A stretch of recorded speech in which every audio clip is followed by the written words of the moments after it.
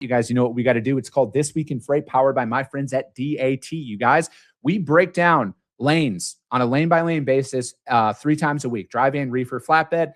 And I'm just teaching you guys how to read a market, because that's what I do every single day when I'm out there prospecting and actually moving freight, because, you know, that's the difference between me and a lot of people who talk in this industry. I actually move freight. So with that being said, you guys, this week's lane is a dry van, and it is Columbia, South Carolina, going to Waco, Texas. And again, you guys, this is 100% viewer submitted. If you want your lane broken down on the show, email my team, podcast@thefreightcoach.com. So as we know, you guys, the first thing I always pay attention to is the miles. This is 1,000 miles. So, you know, Friday to Monday is going to be exponentially more expensive. Thursday to Monday, even more expensive, if that is your customer's requirement on that. But, you know, furthermore, you guys, what we're seeing right now, obviously last week was Blitz week, and there's a lot of stuff that has came down on there. And, you know, rates obviously shot up. So that is a lot of what you're seeing right now. And what I want you guys to pay more attention to now, more than ever in years past, is when we're looking at everything that's going on current events wise, and then fuel prices have been elevated for a very long time. Don't be surprised if these rates stay up. I'm going to go as bold as saying through the 4th of July. Why do I say that? Because I already see people complaining how drivers are expecting the same rates this week as they got last week. That is probably going to happen. I will say with almost 100% certainty through Memorial Day. I wouldn't be surprised if you see elevated prices through the 4th of July.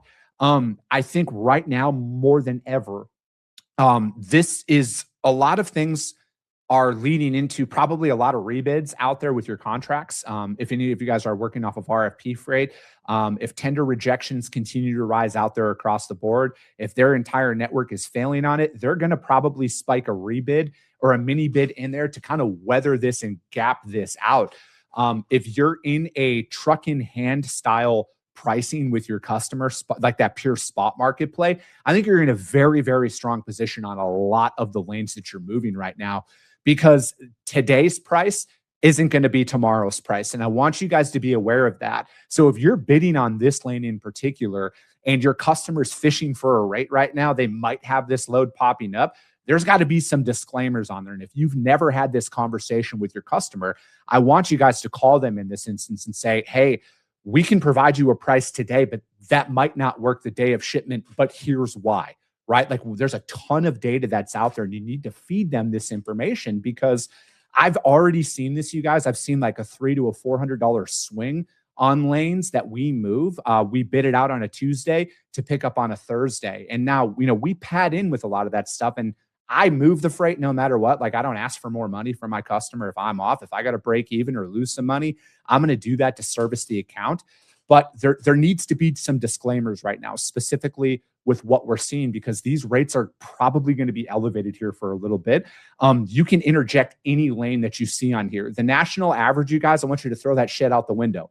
Do not pay attention to that at all right now. I want you to pay attention to a lane by lane breakdown that you're moving. Now, that is specifically to spot market style freight. If you're under contract with your customers, I'm assuming there's some conversations that are going on behind the scenes right now about adjusting pricing if it hasn't already.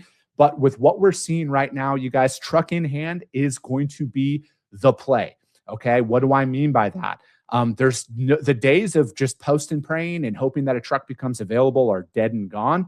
You got to actually work your capacity. Okay. You really do. And you got to present that capacity to your customers as it becomes available. So if I'm moving South Carolina to Waco, Texas right now in a dry van, and I've got carriers that have ran it for me, I'm calling all of those carriers. I'm trying to find out when they're going to be back out there in Columbia, South Carolina, and I'm presenting that option to my customer on a truck by truck basis. Okay. Try this out. This is what personally works for me. And it's worked for me in the past because I've seen this stuff happen before, you guys. All right. The rate is the rate. The person with the truck is ultimately going to win, and you need to learn how to work your capacity at a higher level besides posting and praying out there. But that is it for the dry van breakdown, you guys, on This Week in Freight, powered by my friends over at DAT. We see that curve heading up, and it might continue to rise here for the foreseeable future. I wouldn't expect it to drop anytime soon if I was you. But, you know, again, if you guys want to jump in on this, email my team, podcast@thefreightcoach.com, and we will break it on down.